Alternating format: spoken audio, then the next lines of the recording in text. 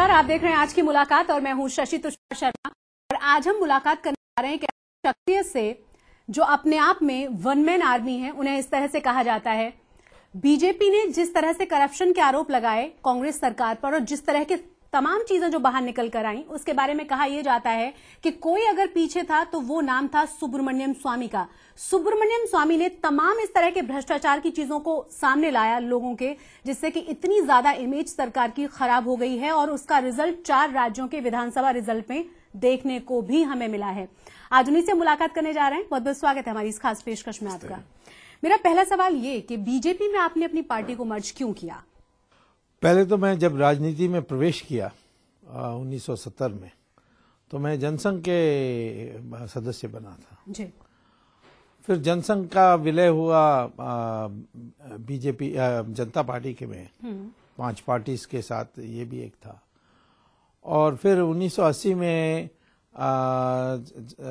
एक विभाजन हुआ पार्टी का, उसमें बीजेपी बनी। यदि वो जनसंघ उस समय बन जाती तो फिर हम उसी में चले जाते। तो ये आज जब बीजेपी में मैं प्रवेश किया तो मुझे तो कोई नया जगह में आया हूँ ऐसा नहीं लगता, क्योंकि सब मेरे पुराने मित्र हैं। कई मेरे जूनियर थे। जब मैं युवा का प्रेसिडेंट था, ये डिस्ट्रिक्ट प्रेसिडेंट थे। नरेंद्र मोदी को मैं 1972 से जानता हूँ, जब वो विद्यार्थी परिषद में थे। इमरजेंसी में कई लोगों के साथ मैंने काम किया। तो इसीलिए जब सैद्धांतिक बात पर स्पष्टीकरण हो गई तो तब हमने लेकिन आरएसएस का आपने विरोध भी किया। आपको याद होगा 1993 की बात है, जब आपने कहा था एंटी हिंदू है आरएसएस, और आप काफी खिलाफत कर रहे थे उसमें। मैंने कहा वो एंटी हिंदू नहीं, मैंने कहा वो एंटी मुस्लिम है, हिंदू के लिए कुछ नहीं करते। और उस समय मैंने राम सेतु का भी जिक्र किया था उसी समय जी। अब हो गया, हमारी समझौता हो गई और पुरानी बात छोड़ करके एक महायज्ञ के लिए, एक हिंदुत्व की रक्षा करने के लिए हम लोग इकट्ठे हुए हैं। तो ये इन चीजों को याद नहीं रखना है। लोग फिर से सवाल वो उसी से जुड़ा हुआ उठा रहे हैं। आपने कहा ना हिंदुत्व की रक्षा के लिए आप जुड़े हैं और इकट्ठा हुए हैं। लोगों के मन में सवाल ये है कि आप बहुत हिंदुत्व की बात करते हैं, सांप्रदायिक आप इसीलिए हैं क्योंकि सिर्फ हिंदुत्व के बारे में आप बात करते रहते हैं हमेशा। जब आप हिंदू के पक्ष में बात करने से आप कैसे सांप्रदायिक हो सकते हैं?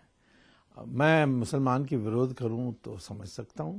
अब हिंदू 80% है, मैं 80% के पक्ष में बोलूं तो मैं कम्युनल हूं, मैं 20% के पक्ष में बोलूं तो मैं सेक्युलर हूं। ये क्या परिभाषा है? लेकिन इस तरह की परिभाषाएं हम देख भी रहे हैं कि जब आप हिंदुत्व के बारे में बात करते हैं, आपके अलावा कोई और भी अगर पॉलिटिशियन इस तरह की बात करता है तो लगातार पार्टीज की तरफ से कहा जाता है कि आप कम्युनल बातें कर रहे हैं। ऐसा क्यों? मुझे तो वास्तव में मैंने जो देखा है कि जब व्यक्तिगत बात करता हूं मुसलमानों से या क्रिश्चियन से जी, वो मुझे कम्युनल मानते ही नहीं है। ये सब कांग्रेस के प्रचार है जी। और मेरे जो पारिवारिक जो स्थिति है उसमें से कोई नहीं कह सकता कि मेरा कोई दूसरे धर्म से घृणा है। हाँ बिल्कुल, आपके घर में मेरी मुस्लिम भी पत्नी पारसी है, मेरी एक लड़की ने मुस्लिम से शादी की है, मेरे यहूदी लोग मेरे परिवार में हैं, क्रिश्चियन है मेरे परिवार में, मेरे दुनिया के सारे धर्म लोग हैं।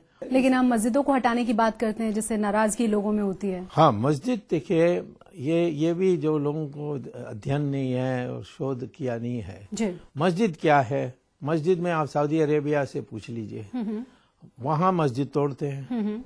वहां तो सड़क बनाने के लिए मस्जिद तोड़ते हैं। और जिस मस्जिद में मोहम्मद ने नमाज पढ़ी उसको भी तोड़ दी। तो मैंने एक बार सऊदी अरेबिया के एम्बेसडर से लंच में उनको ले गया था, तो मैंने उनसे पूछा कि ये बात सही है? उन्होंने कहा हाँ। तो मैंने कहा ये कैसा? तो उन्होंने कहा कि मस्जिद तो एक बिल्डिंग है, नमाज पढ़ने के लिए एक सुविधाजनक जगह है, उसको तोड़ के दूसरी जगह में बनाई जा सकती है।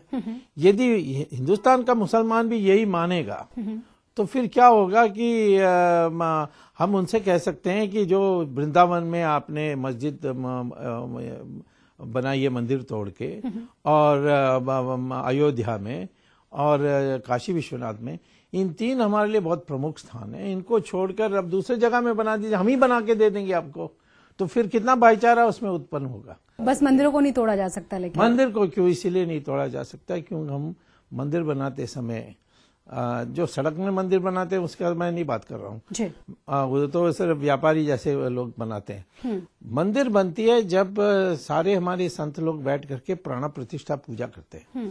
उसमें क्या होता है कि हम ये मानते हैं कि भगवान उस मूर्ति में प्रवेश कर रहा है। हम बात कर लेते हैं कांग्रेस की, जिसके पीछे आप हमेशा पड़े रहते हैं। आखिर आपको दुश्मनी क्या है कांग्रेस से? उनके किसी भी मेंबर को आप उठा लीजिए। सर, मैं किसी के नहीं कहूंगा। राजीव गांधी के काल में हमारी बहुत घनिष्ठ मित्रता थी। हम राजीव गांधी के साथ मिलकर हमने सरकार भी बनाई थी चंद्रशेखर की। परंतु नेहरू परिवार से तो हमें नफरत है। लेकिन क्यों? मतलब आप बात यह है कि सोनिया गांधी के पीछे पड़ते हैं?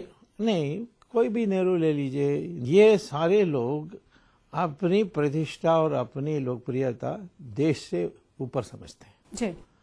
अब जवाहरलाल नेहरू ने कश्मीर का क्या किया उसने, और चाइना के साथ हमारी एक ऐसा उसने सारी हितों को त्याग कर दिया अपनी पॉपुलैरिटी के लिए, यानी वो चाइना आपकी प्रशंसा करेंगे। तो मैं समझता हूं कि नेहरू परिवार में ये बीमारी है, और सोनिया गांधी भी अपने प्रतिमा के लिए और अपने परिवार के लिए उसने देश का हित को त्याग किया है। लेकिन उसमें ये वाली बात कहाँ से आ गई कि शादी से पहले सोनिया गांधी क्या करती थी, अभी क्या करती हैं, कहाँ उनका जन्म हुआ, उनकी एजुकेशन क्या है? अब तो बहुत ज्यादा व्यक्तिगत सवालों पर चले जाते हैं। इतना ज्यादा पर्सनल होना ठीक है क्या? मैं ये सवाल पूछता हूं कि कोई अपने निजी जीवन के बारे में झूठ बोले, सार्वजनिक झूठ बोले जी, या एक सत्य प्रमाण में यानी एफिडेविट में आप झूठ बोले, तो फिर तो मुझे सवाल पूछने का अधिकार है। जैसे उसने 5वीं क्लास नहीं पास की, लेकिन उसने इलेक्शन में के जो एफिडेविट है, जो एजुकेशन क्वालिफिकेशन देना, उसमें कहा कि मैं कैम्ब्रिज यूनिवर्सिटी में पढ़ी हूँ, वहाँ से डिग्री ली इंग्लिश में, और मैं गया था वहाँ लेक्चर देने के लिए। पूछा कैसी स्टूडेंट थी, वो कहते हैं कि स्टूडेंट ही नहीं थी। फिर मैंने लिख कर लाया। अब तो नहीं लिखती है, क्योंकि मैं कोर्ट में गया तो चीफ जस्टिस ने कहा कि क्यों दंड मांग रहे हो, इसके लिए परजरी होती है ना, बड़ी सख्त दंड मिलती है उसमें।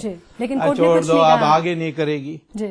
अब मैं क्या करूं, चीफ जस्टिस कह रहे हैं छोड़ दो इसको क्षमा कर दो, उदार दिल दिखाओ, ये भी कहा चीफ जस्टिस ने कोर्ट में। तो आपने उदार दिल दिखाया और मैं क्या करूं, मैं तो चुप रहा। तो उन्होंने कहा कि आगे से नहीं करेगी, नहीं किया आगे से। उसके आप 2004 का जो एफिडेविट है उसको, और 2006 का, उस एफिडेविट को रखकर 2009 का कंपेयर करिए, कितना फर्क है एजुकेशन क्वालिफिकेशन, आप खुद देख सकते हैं।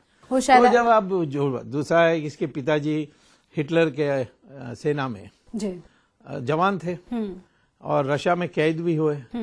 अब आरएसएस को फासिस्ट कहते हैं, तो ये तुम खुद, तुम्हारी सारा परिवार फासिस्ट है, तुमने तो फासिस्टों की सेवा की है। तुम कौन होते हो आरएसएस को फासिस्ट कहने के लिए? तो जिस तरीके से वो आरोप लगाते हैं, आप उनकी तमाम चीजों को फिर बताते हैं, आरोप मत लगाइए, ये तमाम चीजें आप अपना दीजिए। पहले राहुल गांधी के ऊपर भी आपने कई सवाल उठाए हैं। अगर हम चिदम्बरम की बात करें, इनको भी आपके कई सवाल रहे हैं।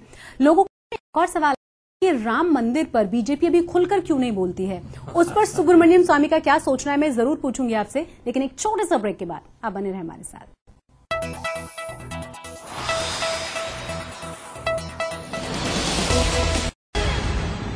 ब्रेक के बाद एक बार फिर से आप सभी का स्वागत है। हम बात कर रहे हैं सुब्रमण्यम स्वामी से। सुब्रमण्यम जी, सवाल मेरा ये है कि कट्टर समर्थक हैं आप हिंदुत्व के, आपको क्या लगता है अयोध्या में राम मंदिर बनना चाहिए या नहीं? बनना चाहिए सिर्फ नहीं, बनेगा, क्योंकि मस्जिद एक बिल्डिंग होती है जी, और राम मंदिर तो प्राचीन मंदिर है। अब तो सैटेलाइट मैपिंग से पता भी लग गया कि मंदिर मस्जिद के नीचे है, तो मस्जिद बनी मंदिर को तोड़कर जी, तो इसीलिए वहां मंदिर बनेगी, और उनको वहां के मुसलमानों को मस्जिद चाहिए। और मैं ये बता रहा हूँ, वो मस्जिद तो शिया का मस्जिद है जी, और शिया का जो मुतवाली कहते हैं, जो सुपरवाइजर को, जो पारंपरिक आता है, उसने तो हमें लिखकर दे दिया है कि हमें मस्जिद वहां नहीं चाहिए। ये सुन्नी लोग गड़बड़ कर रहे हैं, ये सुन्नी वाकफ बोर्ड, ये लोग, इनका तो कोई संबंध ही नहीं है उस मस्जिद से। तो निश्चित तौर पर सिर्फ अयोध्या में नहीं, वृंदावन में और काशी विश्वनाथ, इन तीनों का मंदिर को दोबारा हम बनाएंगे, जैसे सोमनाथ बनाई वैसे बनाएंगे, ऐसा मेरी मान्यता है। एक और चीज लोगों के जो मन में अभी क्वेश्चन उठते हैं वो इसे लेकर के, जिस तरह से वादे पहले भी बीजेपी ने कहे थे और उसके बावजूद मंदिर नहीं बनाया गया, अगर अब की बार भी बीजेपी उसी तरह की बातें कहती है तो क्या विश्वास किया जाए उस पर?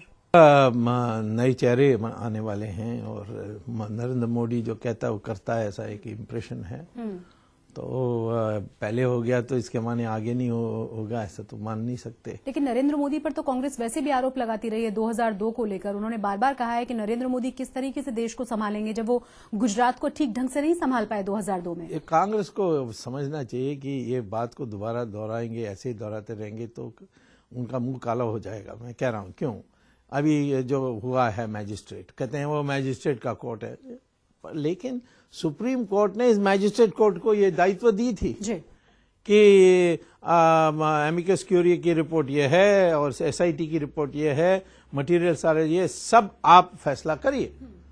और दूसरा है कि कांग्रेस का जो 1984 में यानी यहाँ तो कांग्रेस का खुद कहते हैं कि 1200 के लोगों की हत्या हुई, यहाँ तो 3000 से कम हुई है, सिख लोग कहते हैं 10,000 हुई है। और वहाँ राजीव गांधी ने यहाँ तक कह दिया कि एक बड़ी पेड़ गिरेगी तो जमीन हिलेगी। आपके बारे में कहा जाता है कि आप वन मैन आर्मी हैं, मतलब आप अकेले ही बहुत हैं किसी को पूरी तरह से परेशान करने के लिए, पूरी तरह से बर्बाद करने के लिए। जिस तरह से कांग्रेस के खिलाफ आपने मुहिम शुरू की, कई ऐसे भ्रष्टाचार के मुद्दे बाहर निकल कर आए जिस पर बीजेपी को कुछ दूर दूर तक पता नहीं था, आपने उठाए, तब जाकर तमाम चीजें लोगों के सामने आई और हालत हमने देखी भी है कि रिजल्ट क्या हुआ है। एक तो है कि हम एक विभिन्न परिस्थिति में राजनीति में आए। पहले हम प्राध्यापक थे तो पढ़ना लिखना, अध्ययन करना, गहराई से सोचना, ये तो एक हमारा पेशा थी। उसके बाद हम विधि यानी कानून भी सीखे और हम खुद बहस कर सकते हैं। तीसरा है कि हमने इमरजेंसी में दिखाया कि हम वो भी काम कर सकते हैं जो कोई नहीं, मेरे ऊपर इनाम था, मैं फरार घोषित था, इंटरपोल का नोटिस था, बावजूद इसके आप संसद पहुंचे। हाँ, मैं अमेरिका से आया, संसद गया और संसद में मैंने दस्तखत करने के बाद अंदर जाकर मैंने 1 मिनट का भाषण किया क्योंकि शोक प्रस्ताव चल रहा था। मैंने कहा लोकतंत्र मर गई है, उसका नाम, उसका तो जिक्र ही नहीं है।